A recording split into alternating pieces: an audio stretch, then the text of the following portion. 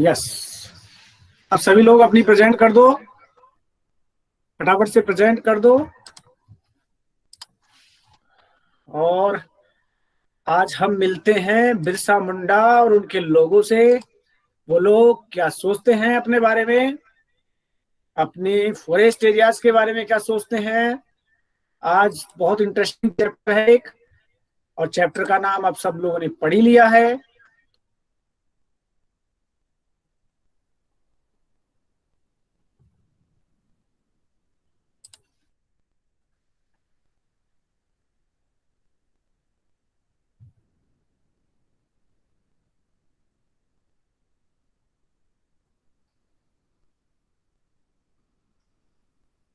PPT show हो रही है सभी को? Yes sir. Yes sir. No sir. No sir. नहीं हो रही? Sir screen no sir, PPT दिखाएंगे। अच्छा, पीपीटी नहीं दिख रहा अभी तक। चलो रुको।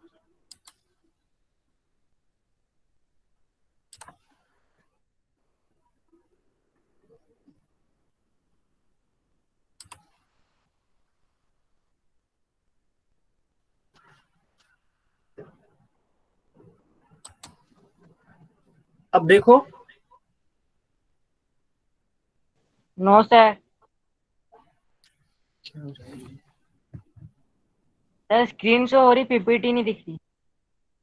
अच्छा रुको, एक बार रुको।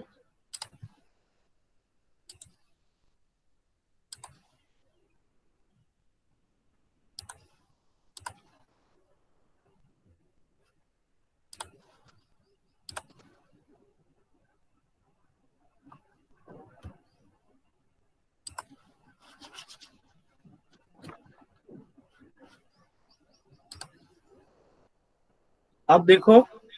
Yes sir. Sir. Yes sir. Yes sir. Yes sir. Okay बेटा, okay.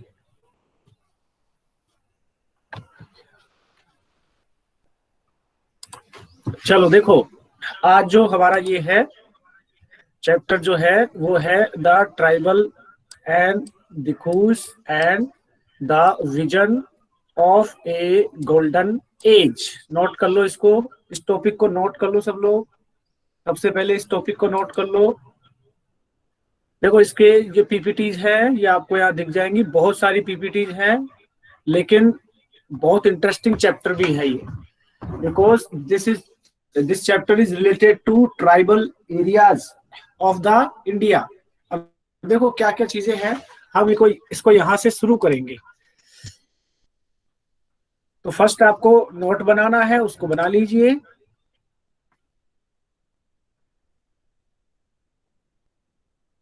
The tribals comma the कूस and the vision of a golden as. यानी ट्राइबल्स यानी जनजाति लोग, दिकूस लोग, and vision of a golden as, एक स्वर्णिम युग का हमें आज विजन देखने को मिलेगा। उस स्वर्णिम गोल्डन एज का या स्वर्णिम युग का क्या लक्ष्य था उन लोगों का। और ये जो गोल्डन एज है ये बिरसा मुंडा से रिलेटेड है, और बिरसा मुंडा आपको दिखाई दे रहा होगा सभी को शायद। Yes sir. Yes sir. Yes sir. यहाँ आप इसको बिरसा मुंडा को देख सकते हैं ना। एक मिनट। यस, चलो स्टार्ट करते हैं। सब लोगों ने लिख लिया होगा ना? Yes sir. Yes sir. Sir screen नहीं दिख रही अब। क्या हो रहा है? सर दिख रही है। सर दिख अच्छे रही से है देखो, स्क्रीन। जहां दिख रही है ना, जहां दिख रही है। हाँ, तो जहां प्रेजेंट हो रहा है उसको देखो। देखो अब स्टार्ट कर रहा हूं मैं। In 1895, a man named Birsa was seen roaming the forest and villages of छोटा नागपुर in बिहार। एक व्यक्ति की कहानी है ये, और ये टाइम है 1895 का। उस व्यक्ति का नाम है बिरसा, लोगों ने बिरसा जैसे एक आदमी को वहां घूमते हुए देखा। कहाँ पे? जंगलों में। और ये कौन से जंगल थे? ये छोटा नागपुर एक एरिया है, वो कहाँ है? बिहार में। अब आपके एक छोटा सा क्वेश्चन बन सकता है कि सर छोटा नागपुर क्या है? छोटा नागपुर एक प्लेट्यूज है। पठार जानते हैं आप सब लोग? अपने 3 मेजर लैंड फॉर्म्स होते हैं, माउंटेन्स, उसके बाद में प्लेट्यूज, और उसके बाद में प्लेन्स। प्लेन। तो जो माउंटेन्स हैं उसके उससे हाइट में जो छोटा होता है, जैसे माउंटेन्स इस तरह से होते हैं, प्लेट्यूज इस तरह से होते हैं, और जमीन से जुड़ा हुआ भाग जो होता है वो प्लेन्स होता है। ठीक है, तो ये छोटा नागपुर का पठार है और एक एरिया है। इसे छोटा नागपुर क्यों कहते हैं? छोटा से ये समझना, ये जो नागपुर के आसपास की जो जमीन है, जो सरफेस एरिया है, वो सिमिलर है उस छोटा नागपुर से। और ये जो छोटा नागपुर है ये कहाँ मिलेगा आपको? ये बिहार में मिलेगा। तो वहां एक व्यक्ति को देखा गया। लोग कहते थे उस व्यक्ति के बारे में कि उसके पास जादुई ताकतें हैं, मिरेकुलस मिरेकुलस पावर्स है उसके पास में। मिरेकुलस का मतलब मिरेकल, मिरेकल से ही बना है मिरेकुलस। जैसे जिसके पास कोई जादू हो उसे मिरेकल कहेंगे, और उसी प्रकार की शक्तियां हैं तो उसको कहेंगे मिरेकुलस। एक ऐसा आदमी जिसके पास में पावरफुल ताकतें हैं, जादुई ताकतें हैं। He could cure all disease and multiply grain. अब दो चीजें हैं, लोग क्या समझते थे, लोगों को ऐसे सुनने में आया था, ऐसा लोग कहते थे वहां के छोटा नागपुर के, कि ये जो व्यक्ति था ये सभी बीमारियों को ठीक कर देता। साथ ही जो अनाज होता था, इसका जो उत्पादन होता था, जैसे अनाज लेके जाते थे उसके पास, तो अनाज को भी ये डबल कर देता था, ऐसी मान्यता थी वहां के लोगों में। Birsa himself declared that God has appointed him to save his people from trouble. अब बिरसा ने अपने आप को भी ये डिक्लेयर कर दिया, घोषित कर दिया कि मैं जो हूं, मुझे भगवान ने आप सब लोगों के लिए क्या किया है? अपॉइंट किया है। समझ रहे हो मेरी बात को? Yes sir. यानी अगर बिरसा मुंडा लोगों के बीच में फेमस था तो उसने क्या किया? अपने आप को डिक्लेयर कर दिया। Birsa Munda himself declare that God appointed me for you. Why people said to Birsa, why did God appointed to him, appointed to you for us? Then Birsa said, because you are in trouble. आप संकट में हो, और आपके जो आसपास के जो लोग हैं, ऐसे लोग जो दिकूज कहलाते हैं, उन लोगों से गुलामी से बचाने के लिए, स्लेवरी से बचाने के लिए मुझे भगवान ने क्या बनाया है? आप सब लोगों का मालिक बनाया है, यहां मुझे बना करके भेजा है। अब ये दिकूज कौन है? तो नोट करिए, लिखिए दिकूज, पॉइंट बनाइए। देखो सबसे पहले तो आपको बिरसा मुंडा का पॉइंट बनाना है, आपको लिखना है, जो इसमें दिया गया है उसको लिख लेना, बाकी और सब मत लिखना, केवल इतना लिखना, people said about the Birsa that he had miraculous powers. He could cure all disease and multiply grain. Birsa himself declared that God has appointed him to save his people from trouble, free them from the slavery of Dikus. Dikus के जो दास्ता है, दिकूज की जो गुलामी है, उससे बचाने के लिए भगवान ने मुझे आपकी सहायता करने के लिए भेजा है, भगवान ने मुझे अपॉइंट किया है। तो नेक्स्ट, दिकूज का मतलब क्या होता है ये लिखिए आप।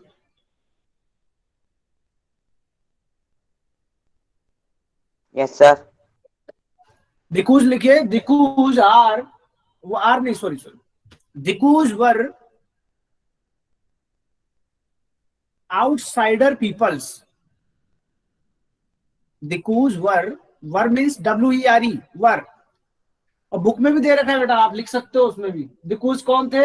दिकूज वर के लोग थे जो उस फॉरेस्ट एरियाज में और ट्राइबल एरियाज में नहीं रहते थे। ठीक है,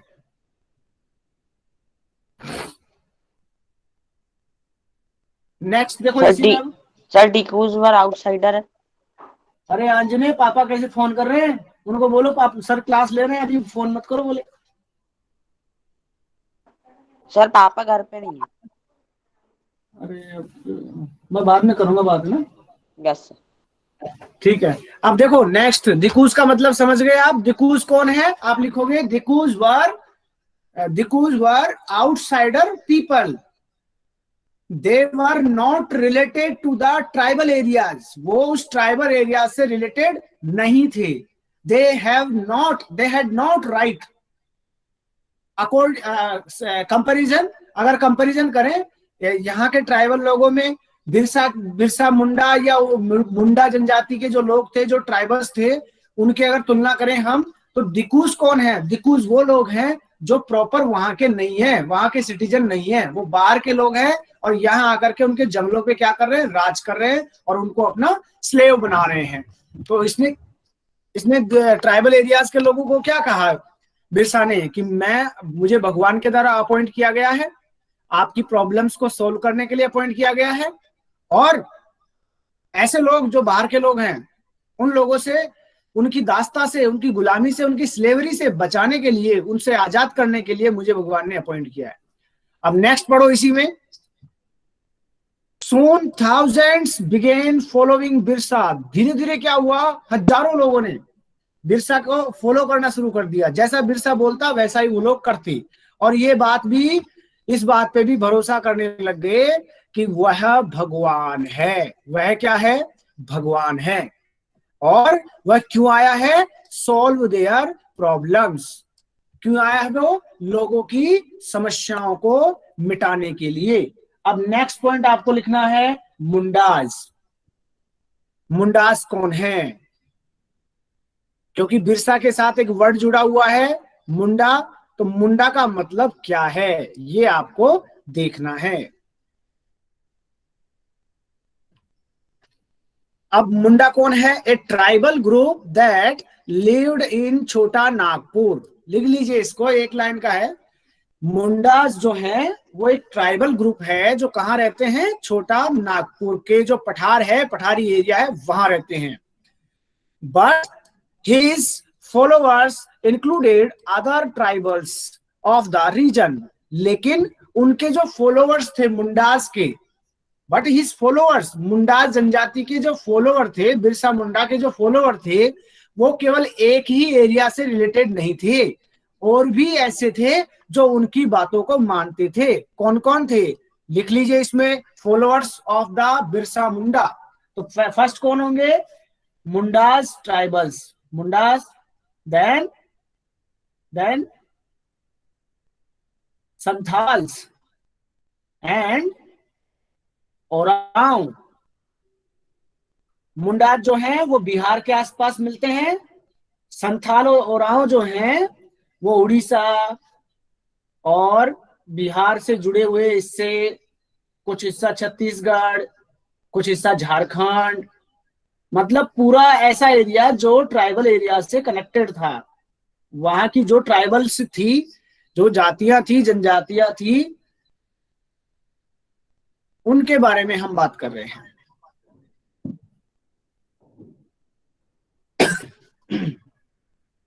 नेक्स्ट इसमें पढ़े अब, all of them in different ways were unhappy.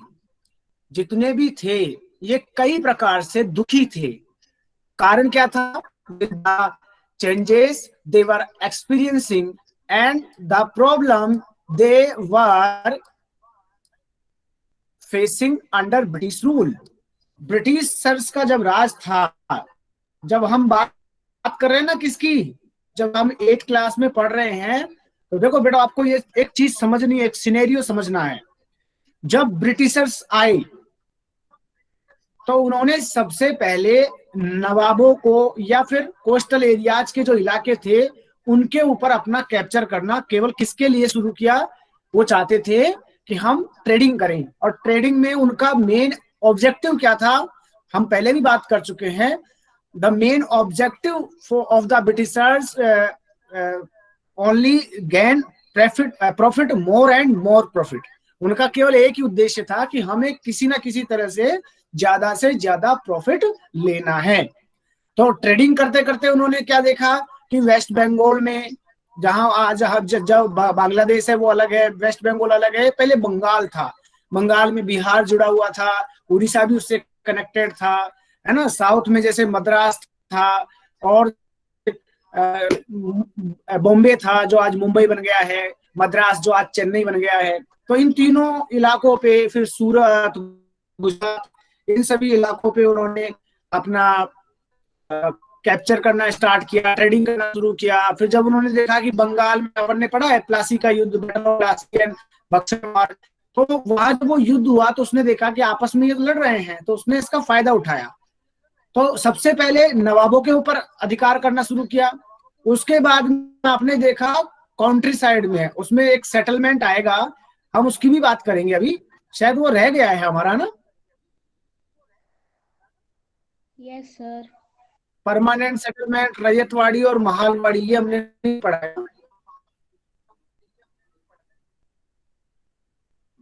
वो चैप्टर बाकी है, अधूरा है ना, उसको भी पढ़ेंगे हम। तो अभी ये समझना है आपको कि उन्होंने फिर क्या किया, गांवों पे अपना कैप्चर करना स्टार्ट कर दिया, लोगों से रेवेन्यू कलेक्ट करना शुरू कर दिया। फिर धीरे धीरे वो जंगली एरिया में पहुंच गए। तो हम बात कर रहे हैं संथाल और ओराव और मुंडास की, कि इन लोगों ने भी ब्रिटिश पीरियड में काफी दुख झेले थे, इनको काफी सारी प्रॉब्लम्स आई थी। जैसे अब हम बता रहे हैं क्या क्या प्रॉब्लम आई, आगे पढ़ रहे हैं, इसको देख लेना जहां अंडरलाइन कर रहा हूं। Their familiar ways of life seem to be disappearing, their livelihood under the threat, धमकी। वो उनका जो जीवन था वो किस पे चल रहा था, एक तो धमकी के ऊपर, और उनका जो पेशा है, जो जंगली एरिया से कोई चीज कैप्चर करते हैं, तो वहां लोग थे जो बाहर के लोग थे जिनको दिकूस बोलते थे, वो आते थे और आकर के और उनको धमकियां देते थे। ऐसा बोलते थे कि हम आपके जंगलों को काट देंगे, आपकी माइंस को ले लेंगे। ठीक है, अब कुछ क्वेश्चंस हैं जो हम इस चैप्टर में उसको सोल्व करेंगे। देखो, इसको समझने की कोशिश करना। पहला क्वेश्चन क्या है, बिरसा ने कौन सी प्रॉब्लम्स को सोल्व करने की कोशिश की, what problems did Birsa set out to resolve, क्या प्रॉब्लम्स थी मुंडा, संथाल और उरांव के साथ में। Second question is that who were the outsider being referred to as dikus, वो आउटसाइडर लोग कौन थे जिसको उन्होंने क्या कहा, जिन्होंने दिकूज कहा। After that how did they enslave the people of the region, कैसे उन लोगों ने उन लोगों को दास बनाया, दिकूज ने ट्राइबल एरियाज के लोगों को किस प्रकार से स्लेव बनाया, ये क्वेश्चन हम इस चैप्टर में देखेंगे। After that what was happening to the tribal people under the British, British rule के टाइम में ट्राइबल लोगों के साथ में क्या क्या चीजें हुई, ये क्वेश्चन इसको हम सोल्व करेंगे। How did their life change, कैसे उनकी लाइफ में बदलाव आया ब्रिटिशर्स की वजह से या दिकूज की वजह से, या और कोई काफी ऐसे रीजन्स हैं तो उनकी वजह से क्या उनकी लाइफ में चेंजेस आए। After these are the some of the questions that we are going to read about in this chapter. Okay, अब सबसे पहले स्टार्ट करते हैं ट्राइबल लाइफ के बारे में, कि ट्राइबल लाइफ क्या होती है। तो देखो, यहां से पहला पॉइंट पढ़ते जाएंगे, और जब आप पूरे नोट्स बनाएंगे तो सेम इसी तरह से नोट्स बनाएंगे, एकदम फिक्स है। चैप्टर बहुत बड़ा है, लेकिन अगर आप नोट्स अच्छे से बनाएंगे तो आपको अच्छे से समझ में भी आएगा। फर्स्ट है इसमें, देखो फर्स्ट इसमें most tribal customs and rituals that were very different from those laid down by the brahmanas। जो ट्राइबल एरियाज के लोग हैं, ट्राइबल एरियाज के जो कस्टम्स हैं, उनके जो रिचुअल्स हैं, कस्टम और रिचुअल्स का मतलब रीति रिवाज और प्रथाएं, जो रीति रिवाज और जो प्रथाएं उनकी थी वो उससे अलग थी जो ब्राह्मणों ने बनाई थी प्राचीन समय से। क्योंकि देखो, ज्यादातर जो हमारे सोसाइटी में हम जिन रिचुअल्स को मानते हैं, जो कस्टम्स होती है ना, वो ब्राह्मणों के द्वारा हमारे ऊपर लागू की गई है, हमने उनको माना है, स्वीकार किया है। जैसे भगवान की पूजा करना, त्योहार फेस्टिवल्स को मनाना, ये सब चीजें जो हैं। दूसरा, परिवार में किसी मांगलिक कार्य, कोई शादी समारोह या इस तरह के कोई कार्यक्रम होते हैं तो उसमें भी हम ब्राह्मणों की सलाह लेते हैं, तो हम उन चीजों को फॉलो करते हैं। लेकिन ट्राइबल्स के लोग ऐसा नहीं है, These society did not have the sharp social division. इनके बीच में कोई सामाजिक विभाजन नहीं है. That were characteristics of caste societies. जैसे आज की जातिगत सोसाइटी है, ऐसे कि ये ब्राह्मण है, ये क्षत्रिय है, ये वैश्य है, शूद्र है, फिर उनमें भी ये चतुर्वेदी ब्राह्मण है, ये त्रिवेदी ब्राह्मण है, ये त्रिपाठी ब्राह्मण है, ये गर्ग है, ये भारद्वाज है. ऐसे इस तरह से ब्राह्मणों की भी कैटेगरी, उसी तरह क्षत्रियों की कैटेगरी कि ये वो क्षत्रिय हैं जो राठौड़ हैं, ये राजपूत हैं, या ये सेंगर हैं, या ये सांगा हैं. तो इस प्रकार से जैसे और जातियां हैं समाज में और अलग अलग जातियां बनी हुई है, इस प्रकार इन लोगों में कोई जातिगत विभाजन नहीं था. There are no social division between the two similar tribal area. दो आपस में अगर ट्राइबल एरियाज भी हैं, वहां कोई ट्राइबल जनजाति है, तो आपस में कोई उनके डिवीजन नहीं है, सब लोग एक समान है. All those who belong to the same tribe thought of themselves as sharing common ties of kinship. Kinship यानी नातेदारी, यानी कोई भी नाता बना लेते हैं आपस में. किनशिप एक रिलेशनशिप होती है, जैसे लव मैरिज होती है, जैसे अरेंज मैरिज होती है ना. और हिंदू धर्म में तो 8 प्रकार के विवाह बताए गए हैं ना. गंधर्व विवाह, ब्रह्म विवाह, देव विवाह, आर्ष विवाह, प्रजापत्य विवाह, पैशाच विवाह, राक्षस विवाह. तो बहुत सारे विवाह के प्रकार हैं. इन ट्राइबल एरियाज में जो विवाह के प्रकार थे या जो इनके आपस में संबंध थे, वो किनशिप पे बेस्ड थे. किनशिप होती है आपस में एक ट्राइबल एरिया का दूसरे ट्राइबल एरिया के साथ में नातेदारी करना. कोई जातिगत विभिन्नता तो है ही नहीं है, डिवीजन तो है ही नहीं है. तो एक ट्राइबल एरिया, जैसे मान लो शादी करनी है, तो एक ट्राइबल एरिया दूसरे ट्राइबल एरियाज की लड़की को देखेंगे या लड़के को देखेंगे और आपस में उनके साथ में शादी करेंगे. तो इसको बोला जाता है किनशिप, एक नाता बना लेना. कोई जाति के आधार पे नहीं, बस केवल इस आधार पे है कि आप भी ट्राइबल और हम भी ट्राइबल हैं.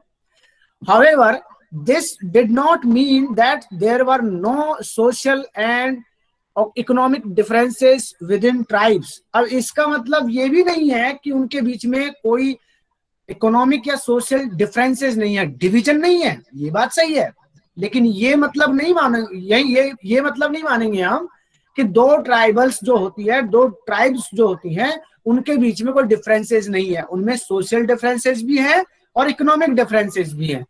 कैसे हैं, आपको एक एग्जांपल बताता हूं मैं, और ये मैप से आप बहुत अच्छे से समझेंगे. देखो, ये है हिमाचल प्रदेश में गद्दीज. नोट करते जाओ इनको, मैं बताते जा रहा हूं, आप इनको नोट करते जाओ. हिमाचल प्रदेश है ये, यहाँ उत्तराखंड, हिमाचल प्रदेश. देखो ये है, आपको यहाँ दिख जाएगा, ये है जम्मू एंड कश्मीर. यहां से इसका डिवीजन हुआ है, ये लद्दाख बन गया है और ये जम्मू एंड कश्मीर रह गया है. फिर यहाँ ये हिमाचल प्रदेश, यहाँ ये उत्तराखंड, पंजाब, हरियाणा, राजस्थान, ये उत्तर प्रदेश और ये मध्य प्रदेश. तो हिमाचल प्रदेश में कौन सी जनजाति है, कौन सी ट्राइब है, गद्दीज. फिर यहाँ आएंगे मध्य प्रदेश में, मध्य प्रदेश में आइए बैगाज और गोंड्स, ये यहाँ की है. अब देखिए, जो बैगाज है, ऐसे मान के चलो बैगाज है और दूसरी तरफ गद्दीज है. अगर इन दोनों के बीच में अगर हम तुलना करेंगे तो दोनों के रिचुअल्स सेम हो सकते हैं, समान हो सकते हैं, लेकिन इनमें सोशल डिफरेंसेस होंगे. कुछ रीति रिवाज ऐसे होंगे जो इन लोगों के अलग होंगे और कुछ रीति रिवाज इन लोगों के अलग होंगे. दूसरा इकोनॉमिक, यहाँ की गद्दीज की जो कंडीशन होगी वो रिसोर्सेज से संपन्न होंगे, इनके पास रिसोर्सेज ज्यादा होंगे. और कैसे रिसोर्सेज ज्यादा होंगे, जैसे फल होंगे, फ्रूट्स होंगे, ऐसे जंगल इनके पास में ज्यादा होंगे. या फिर इमारती लकड़ी होगी जो कोस्टली वुडन होती है, वुड होती है, वो यहाँ इनके पास ज्यादा होगी. दूसरी तरफ मध्य प्रदेश की बात करोगे तो यहाँ इमारती लकड़ी भी होंगी, साथ में माइंस भी होंगी, कोयला भी मिलेगा यहाँ. तो दोनों में डिफरेंसेस भी हैं. तो ये बात हम अच्छे से समझ सकते हैं. नेक्स्ट फिर इसी में बात करते हैं, अगली जनजाति के बारे में बात करेंगे हम. अगली है, देखो गोंड्स कहाँ कहाँ मिल रही है. पहले तो ये देख लो आप, गोंड्स मध्य प्रदेश में है, गोंड आंध्र प्रदेश में भी है, गोंड्स और कहाँ है, यहाँ छत्तीसगढ़ में भी है। तो देखो गोंड्स ऐसी जनजाति है, कौन सी जनजाति, गोंड्स। और गोंड्स कहाँ कहाँ मिल रही है आप देख सकते हैं, तीनों हो गए गोंड्स, हिमाचल, मध्य प्रदेश और आंध्र प्रदेश।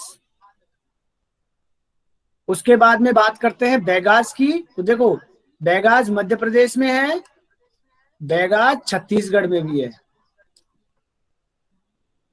और छत्तीसगढ़ में और कौन कौन से हैं उसको भी देख लेते हैं। आप मैप में सबको दिख रहा होगा, सबको दिख तो रहा है ना मैप? यस दिख रहा है सर। सभी को? Yes, sir. ओके। देखो बैगाज, बैगाज के साथ में मारिया और गोंड्स, ये छत्तीसगढ़ में पाई जाने वाली ट्राइब्स हैं। अब बात करते हैं उड़ीसा की। उड़ीसा में और आंध्र प्रदेश के तट पे देखो ये रहा, ये वाला हिस्सा जो दोनों से टच करता है आंध्र प्रदेश से, ये वाला जो हिस्सा है ये उड़ीसा है, और ये वाला जो हिस्सा है ये आंध्र प्रदेश है। तो इन दोनों की बॉर्डर पे कौन सा है, खोंड्स। इसको नोट करिए, आप नोट करिए बेटा, नोट कर रहे हो कि नहीं, इनको लिख रहे हो कि नहीं? Yes, sir. सर लिख रहे हैं। Yes, sir. लिख रहे हैं। Yes yes. Yes sir. अब नेक्स्ट देखो, ये है बिहार का इलाका, ये वाला जो हिस्सा है ये है बिहार और झारखंड का। तो दोनों को साथ में लिखना, बिहार एवं झारखंड। कौन कौन सी है जो हमने तीनों भी पढ़ ली थी बिहार में, संथाल, मुंडा, ओरांव। संथाल, मुंडा और ओरांव।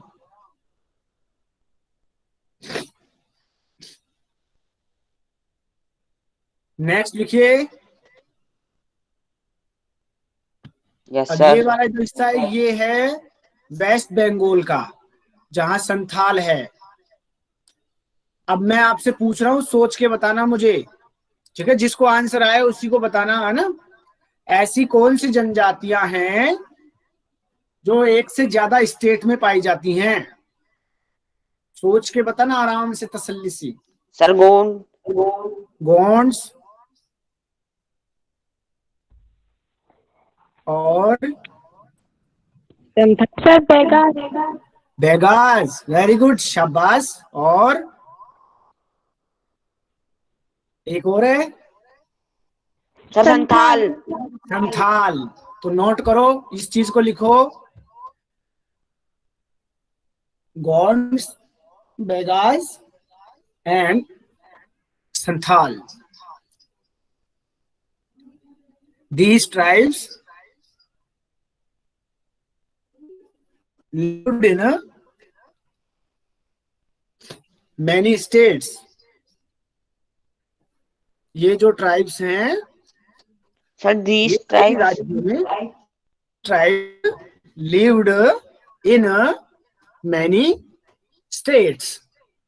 स्टेट्स मीन्स राज्य। ठीक है, अब समझ में आ गया होगा शायद आपको। Yes sir. नेक्स्ट चलते हैं। अब नेक्स्ट देखो, ये इन लोगों का जीवन कैसा है, अब ये देखना है हमको। How did the tribe groups live, ये ग्रुप आपस में कैसे रहते हैं? तो सबसे पहले तो आपको जानना है कि इनका जो कल्टीवेशन होता है वो झूम कल्टीवेशन होता है। कैसा कल्टीवेशन है इनका? झूम कल्टीवेशन। झूम। और झूम कल्टीवेशन हमने 7th क्लास में बहुत बढ़िया पढ़ा था, याद आ रहा है आपको? कर्तन दहन प्रणाली, काटो छोड़ो और चल दो। Yes sir. सर डायग्राम से। Yes, अगर sir. आपने अच्छे से पढ़ा है तो ये चीज ऐसा नहीं है। देखो ऐसा कहते हैं ना कि जैसे पिछली क्लास हमने पढ़ी तो वो हमारे अब क्या काम आएगी, ऐसा नहीं है। अगर आपने पिछली क्लासेस को अगर अच्छे से पढ़ा है तो ये आपकी आगे भी हेल्प करती है। क्योंकि ज्ञान का मतलब क्या होता है? Knowledge, that means not a whole. Whole को नॉलेज नहीं कहेंगे। नॉलेज एक एक स्टेप आगे बढ़ती है। एक चीज को पढ़ा, फिर उससे रिलेटेड दूसरी चीज पढ़ी, फिर तीसरी चीज पढ़ी, तो एक साथ तो पढ़ ही नहीं सकते ना। जैसे एक छोटा सा एग्जांपल है, जब भी हमें पढ़ना चाहिए तो डीपली पढ़ना चाहिए। डीपली का मतलब क्या होता है? उसकी छोटी से छोटी बात भी हमें पता होनी चाहिए। जैसे एक बार क्या हुआ, एक व्यक्ति प्यास लग रही थी तो वो कुआं खोद रहा था और पानी की जरूरत भी थी, आगे भी जरूरत पड़ती, तो उसने कुआं खोदने का प्रयास किया, एक वेल।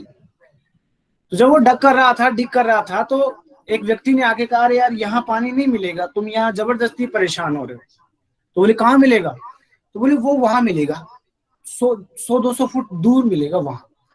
तो वो 10 फीट खोद चुका था, उसने वहां छोड़ दिया उसको, फिर वहां जाकर के खोदने लगा। फिर वहां पे एक आदमी आया तो उसने कहा कि अरे पानी यहाँ नहीं मिलेगा। तो बोले कहाँ मिलेगा? बोले 10 फुट उधर दूर मिलेगा। वहां भी 10 फीट खोद चुका था वो। ऐसा करते करते वो 10 जगह खोद लिया, उसको पानी मिला ही नहीं, हार थक करके वो वापस चला गया। अगर सोचो 10-10 फीट एक ही जगह खोदता तो शायद हो सकता है पानी मिल जाता। ज्ञान भी ऐसा ही है कि ये भी पढ़ लूं मैं, ये भी पढ़ लूं मैं, वो भी पढ़ लूं, ऐसा नहीं होता। एक चीज पढ़ रहे हैं उसके बारे में पूरी जानकारी हो।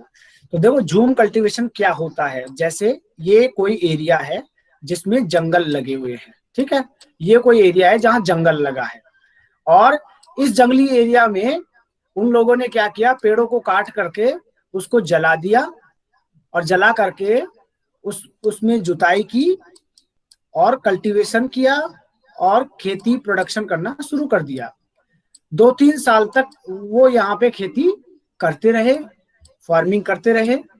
फिर 2-3 साल बाद में इसको छोड़ दिया, दूसरे एरियाज में जंगलों को काटा, वहां भी वही प्रक्रिया। फिर तीसरे एरियाज में वहां भी गए, वहां जंगलों को काटा। तो झूम कल्टीवेशन का मतलब क्या होता है? एक जगह को, जंगलों को काट करके, साफ करके, मिट्टी को मिला करके और वहां खेती करना, फिर दूसरी जगह चले जाना, फिर तीसरी जगह चले जाना, फिर कई सालों बाद वापस से उस पहली जगह पे आ जाना। Yes sir. फिर यहाँ से आगे जाना, फिर यहाँ से आगे जाना। तो देखो एक एक प्रोसेस चल जाता है। जैसे ये एरिया और ये एरिया, जैसे ये 3 एरियाज हैं। 2-3 साल यहाँ उन्होंने फार्मिंग की, फिर यहाँ चले गए, 2-3 साल यहाँ हो गई, फिर यहाँ चले गए, फिर यहाँ चले गए। तो ऐसा करते करते लगभग 10 साल हो जाते हैं। 10 साल बाद में वापस से यहाँ जंगल तैयार हो जाता है, फिर वापस से जंगल को काट लेते हैं, फिर यहाँ जंगल तैयार हो जाता है, फिर उस जंगल को काट लेते हैं, फिर यहाँ चले जाते हैं, फिर यहाँ जंगल को काट लेते हैं। तो ये एक प्रोसेस चलता ही रहता है। इसी प्रोसेस को क्या कहा जाता है? झूम कल्टीवेशन। समझ गए सब लोग? Yes sir. Yes sir. Okay, ठीक है। अब सर ये क्या हुआ बेटा? सर ये क्लास 7 में था। हाँ, 7th में था ये। चलो अब एक इतना सा थोड़ा सा और देखेंगे, फिर बाद में इसको समझेंगे हम। This type of cultivation is usually found in forest and hilly areas. ये जो कल्टीवेशन है ये ज्यादातर कहाँ मिलेगा आपको? भाई जहाँ जंगल होंगे, जहाँ पहाड़ियां होंगी, वहीं तो मिलेगा। Some were hunters and gathers, they hunted deer. अब कुछ ऐसे थे ट्राइब्स में जो कुछ तो क्या थे, हंटिंग करते थे, कुछ गैदरिंग करते थे। हंटिंग करने वाले किसकी हंटिंग किया करते थे? जैसे डियर, हिरन की, पिग जो जंगली सुअर होते थे उन सब की। And together for their survival. और उसको क्या करते थे, जैसे किसी जानवर का उन्होंने शिकार किया, फिर खाते थे और उसको आगे के लिए भी बचा के रखते थे। तो इसको गैदरिंग करना कहते हैं। तो हंटिंग और गैदरिंग करना इनका मेन प्रोफेशन था। सम वर हर्डर्स। हर्डर्स का मतलब होता है पशु चारण करना, अपने पशुओं को पालना और उनको फिर चराने के लिए, ग्रेजिंग के लिए एनिमल्स को एक जगह से दूसरी जगह ले जाना। और ये आपने पढ़ा भी था, नोमेड्स पढ़ा था, नोमेड पीपल। जैसे राजस्थान Yes, के sir. राजस्थान के बंजारा, Yes, गद्दी, ये सब पढ़े थे हमने 7th क्लास में, नोमेड पीपल्स। और ऐसे पीपल्स कौन होते हैं? जो अपने जानवरों को अपने साथ, अब जैसे आपने देखा होगा, जरूर देखा होगा 100%, कि राजस्थान से कई लोग है ना भेड़ लेकर के आते हैं, शीप लेकर के आते हैं और ऊंट लेकर के आते हैं, यहाँ आपके यहाँ मध्य प्रदेश में आते हैं। यस देखा है कभी सर। किसी ने? सर शीप देखे, सर शीप। हाँ, ऊँट तो वो देखे। आप उनका पहनावा देख करके अपने आप समझ सकते हो कि राजस्थानी है। और अब जब देखोगे ना तो आपको डंडाएसर भी याद आ जाएंगे, अरे ये तो उन्हीं के जैसा है। लेकिन मैं उस तरह से रहता नहीं हूँ ना, वो वहाँ के जो लोकल लोग हैं वो वहाँ रहते हैं। अब हम जैसे पढ़ लिख करके और आगे यहाँ टीचिंग जॉब में आ गए, तो हमने वो पगड़ी, साफा वगैरह, कुर्ता और धोती ये सब छोड़ दिया है। हम तो सीधा पैंट और शर्ट पहनते हैं और अच्छे से कंघी करते हैं। वो तो महीनों तक कंघी भी नहीं करते हैं, अरे नहाते तक नहीं है, महीनों तक ऐसे रहते हैं वो। तो ट्राइब्स है वो। और ऐसे जो ट्राइब्स होते हैं उनको क्या बोलते हैं? उनको नोमेड्स बोलते हैं। अब आज आपको क्या करना है, ये देखना है कि झूम कल्टीवेशन, ये नोट करिए आप, आपको ये देखना है कि झूम कल्टीवेटर्स जो होते हैं क्या इनका शिफ्टिंग कल्टीवेशन से कोई रिलेशन होता है? देखो दोनों में फर्क है, ध्यान रखना मेरी बात को, थोड़ा सा फर्क है, जरा सा। प्रोसेस वही है, झूम कल्टीवेशन और शिफ्टिंग कल्टीवेशन।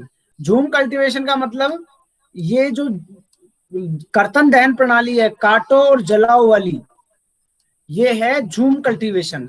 लेकिन जो काट के और जला करके जो जमीन तैयार करी और फिर जब उसको छोड़ के चले गए, वो है शिफ्टिंग कल्टीवेशन। समझ में आया? Yes, sir. Yes, sir. Yes, sir. Yes, ये चीज आपको समझनी है। नेक्स्ट देखो, इसमें this was done on small patches of land mostly in forest. ये जो होता है मोस्टली ऐसे छोटे छोटे हिस्सों में होता है, ऐसे एरियाज में जहाँ छोटे छोटे जमीन के हिस्से होते हैं, ज्यादा बड़े हिस्से को नहीं जलाते हैं, वो छोटे थोड़े हिस्से को जलाते हैं। The cultivators cut the tree tops off to allow sunlight to reach the ground. वो क्या करते हैं, ऐसे इलाकों में, जैसे मान लो ये कोई इलाका है, यहाँ कोई पहाड़ी एरिया है और यहाँ पे कोई पेड़ लगा हुआ है, तो वो क्या करते थे, पेड़ को ऊपर वाला जो हिस्सा था उसको काट देते थे। और उसका काटने का रीजन क्या था कि जो सनलाइट है वो सनलाइट नीचे जमीन तक पहुंच जाए। अगर ऊपर वाले जो पेड़ है इनकी वजह से सनलाइट अगर जमीन पे नहीं पहुंचेगी तो प्रोडक्शन बिल्कुल भी नहीं होगा। तो उसको प्रोडक्शन को अच्छा करने के लिए वो क्या करते थे, ऊपर वाले जो हिस्से होते थे उसको काट दिया करते थे। तो ये भी एक झूम कल्टीवेशन का ही एक प्रकार है। नेक्स्ट देखेंगे हम इसमें, the cultivators cut the tree tops, ये हो गया, and burnt the vegetation on the land to clear it for cultivation, ये भी आप पढ़ चुके हैं। The spread potash from the fire, अगर जैसे हम कहते हैं कि वो क्यों ऐसा करते थे, तो क्योंकि जलाने से क्या होता है, उसमें पोटास की मात्रा बढ़ जाती है, और पोटास क्या करता है, जमीन को फर्टिलाइज करता है। जो सोइल होती है ना उसको फर्टिलाइज करता है। फर्टिलाइज का मतलब होता है प्रोडक्शन की क्वालिटी बढ़ाने के लिए, जमीन में गुणवत्ता, क्वालिटी बढ़ा देता है उसकी, तो उसको हम बोलते हैं फर्टिलाइजेशन। और जमीन सबसे ज्यादा प्रोडक्शन करती है उसको बोला जाता है फर्टाइल सोल, उपजाऊ जमीन। नेक्स्ट इसको पढ़ लेना, ये हम पढ़ा चुके हैं, बता चुका हूं मैं। मतलब कुल मिला के बात ये है, ये बताया जा रहा है कि शिफ्टिंग कल्टीवेशन या झूम कल्टीवेशन क्या होती है। जैसे इसमें देखो, ये पढ़ चुके हैं हम, once the crop was ready and harvested they move to another field, ये बात बता चुका हूं मैं। वो काटने के बाद में बीज डालते थे, उसके बाद में उस फील्ड में प्लाव करते थे, प्लाव मतलब जोतते थे, और उसके बाद में बीजों को बो दिया जाता था। जब फसल तैयार हो जाती थी, फसल को काट लेते थे और उस जगह को छोड़ देते थे। ये लो देखो, ये एक तरीका है, एक प्रकार है, आप देख सकते हो उसमें। यहाँ फसल कर रहे हैं वो, और देखो एक तरफ से जला रहे हैं। ये जब फसल पक के तैयार हो जाएगी फिर इसको छोड़ करके चली जाएंगी। ठीक है, और कोई दिक्कत नहीं है। आप इस पीपीटी को पढ़ें, समझें, फिर नेक्स्ट चैप्टर में हम एक क्लास और लेंगे उसकी, जिसमें हम परमानेंट सिस्टम, मालवाड़ी सिस्टम और रेतवाड़ी सिस्टम पढ़ेंगे जमीन का, कि कैसे रूरल एरियाज पे उन्होंने कैप्चर किया और कैसे रेवेन्यू को ज्यादा से ज्यादा कलेक्ट करने के लिए उन लोगों ने क्या किया, ये देखेंगे हम। ठीक है, ये पीपीटी है जो आपको पढ़नी है। देखो ट्राइबल्स देख लो एक बार, वहां आपको अच्छे से समझ में नहीं आएगा, यहाँ आपको एक इंटरेस्टिंग लगेगा। ये ऐसे इलाके हैं, ऐसे लोग हैं, ये ट्राइब्स है। देखो इनका पहनावा देख सकते हो आप, इनके तरीके देखो, धनुष बाण आज भी रखते हैं, आज भी बहुत हैं। ऐसे पिक्चर से आप समझ सकते हैं। ये कुछ पॉइंट्स हैं जो हमको पढ़ने हैं। काफी बड़ी है ये पीपीटी, लेकिन अगर हम सब लोग दिल से पढ़ेंगे, मन से पढ़ेंगे, तो आराम से समझ जाएंगे। ये उनका पेशा है, प्रोफेशन है। कैसे कैसे देखो वो क्या करते हैं, जंगलों से बहुत सारी चीजें लेकर के आते हैं और अपना अस्तित्व कैसे बनाए हुए हैं, ये हम इससे समझते हैं। ठीक है बेटा, रेस्ट करो, आराम करो और अपना ध्यान रखो सब लोग।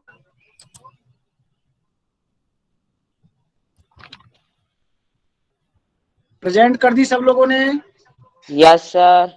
Yes, sir. Yes, ओके, जिन्होंने नहीं किया वो सब लोग अपनी प्रेजेंट कर दे बेटा। और thank you for your love and support and your beautiful response for your teachers. It's very heartily thing that students love to their teacher, but अगर टीचर की ही बात करें केवल, तो वो स्टूडेंट्स के बिना अधूरे हैं। शिक्षा का मतलब, एजुकेशन का मतलब not only a teacher but also students include in it. Students भी शिक्षा का एक महत्वपूर्ण हिस्सा होते हैं। इसलिए हम जितने खास हैं उससे कई ज्यादा आप हमारे लिए खास हैं। इसलिए ध्यान रखिए अपना सेहत का और अच्छे से रहिए। ओके, लेफ्ट कर दीजिए बेटा सब लोग। Thank you sir. Bye sir. Okay बेटा, जय हिंद। जय हिंद बेटा, जय हिंद। जय हिंद।